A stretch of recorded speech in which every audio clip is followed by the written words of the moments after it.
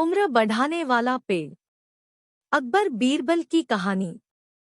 एक समय की बात है जब बादशाह अकबर का परचम पूरे विश्व में फैलने लगा था। उसी दौरान तुर्किस्तान के बादशाह को अकबर की बुद्धिमत्ता की परीक्षा लेने की सूझी। तुर्किस्तान के बादशाह ने अपने दूत को संदेश पत्र देकर कुछ सिपाहियों के साथ दिल्ली रवाना किया। बादशाह ने पत्र में लिखा था, मुझे सुनने में आया है कि भारत में ऐसा पेड़ है जिसके पत्ते को खाकर इंसान की आयु बढ़ाने में मदद मिल सकती है।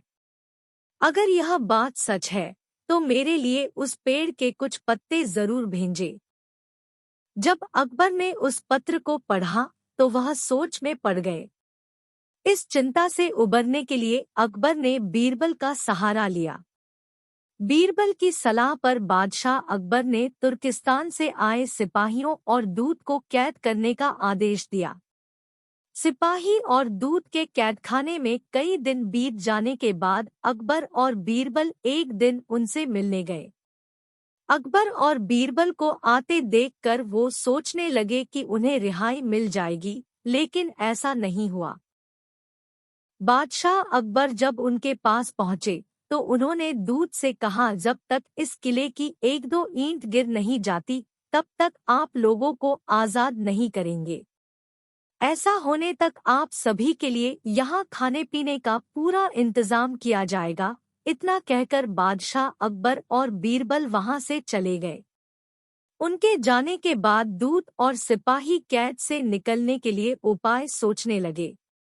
जब कोई रास्ता नजर नहीं आया तो भगवान से प्रार्थना करने लगे। जल्द ही उनकी प्रार्थना रंग लाई और कुछ दिनों बाद अचानक तेज भूकंप आया और भूकंप के कारण किले का एक भाग टूटकर गिर गया।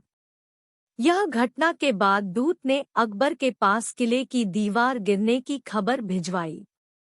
यह खबर सुनते ही बादशाह अकबर को अपना वादा याद आया और उन्होंने तुर्किस्तान के दूत व सिपाहियों को दरबार में प्रस्तुत होने का आदेश दिया।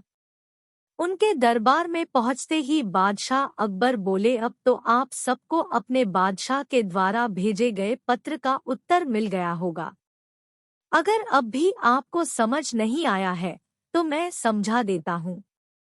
तुम सिर्फ 100 लोग हो और तुम्हारी आह सुनकर किले का एक हिस्सा गिर गया, तो सोचो जिस देश में हजारों लोगों पर अत्याचार होते हैं, उस देश के बादशाह की आयु कैसे बढ़ेगी। लोगों की आह से उसका पतन तो निश्चित है। हमारे भारत देश में किसी गरीब पर अत्याचार नहीं होता। यही होता है आयुवर्धक वृक्ष। उसके कुछ दिन बाद बादशाह ने उन सभी को उनके देश भेज दिया है और रास्ते में होने वाले खर्चे के लिए कुछ पैसे भी दिए। दूत ने तुर्किस्तान पहुंचकर भारत में घटित सारी बात विस्तार से बादशाह को बताए। अकबर बीरबल की बुद्धिमत्ता देखकर तुर्किस्तान के बादशाह ने दरबार में उनकी बहुत प्रशंसा की। इस कहानी से यह सीख मिलती है कि सभी के साथ प्रेम से रहना चाहिए और कमजोर पर अत्याचार नहीं करना चाहिए। साथ ही वही देश तरक्की करता है जहां प्रजा सुखी रहती है। Thank you for watching. Please like and subscribe.